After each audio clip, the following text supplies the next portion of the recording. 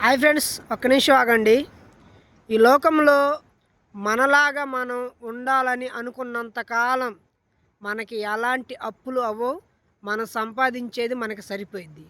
మనం ఎప్పుడైతే ఎదుటివారిలాగా ఉండాలని అనుకుంటామో అప్పుడే అప్పుల పాలవుతాం. ఎందుకంటారా? కొంతమందికి కొత్త బైక్ ఉండిద్ది. కానీ ఇతనికి ఆ బైక్ ఉండదు. ఇతనికి బైక్ కూడా అవసరం లేదు. వాళ్ళకి బైక్ ఉంది, మనకి బైక్ కావాలని ఎప్పుడైతే అవసరం లేకుండా డబ్బులు పెట్టి కొంటాం, అప్పు చేసి కొంటాం, అప్పుడు అప్పుల పాలవుతాం. కొంతమందికి మంచి ఇల్లు ఉండిద్ది. మంచి ఇల్లు. ఇతనికి ఏదో చిన్న ఇల్లు ఉండిద్ది. వాళ్ళలాగా మనం ఎప్పుడైతే మంచి ఇల్లు కొనుక్కుందాం, ఇల్లు కట్టుకుందాం అనుకుంటామో అప్పుడు అప్పుల పాలవుతాం. కొంతమందికి బంగారం, వెండి, చైన్లు అవన్నీ మెడలో చేతులకు ఉంటాయి.